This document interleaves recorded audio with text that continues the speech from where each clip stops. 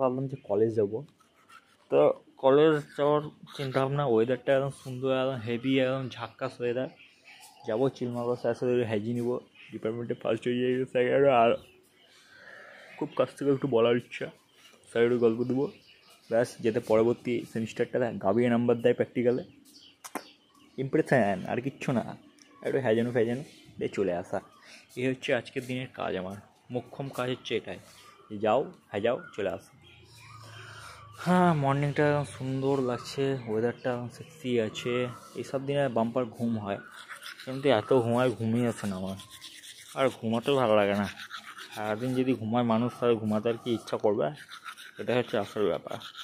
তাছাড়া স্নান করতে হবে আবার, দেখি স্নান করবো চাটা মেরে। স্নান না করলে হবে না, সে 2টোর সময় আসবো, স্নান তো করনা পড়েগা না। আর হচ্ছে না, দেখা যাক কতটা কী হয়। ছেলেমেয়েরা যেতে হবে, ফান করে আসতে হবে।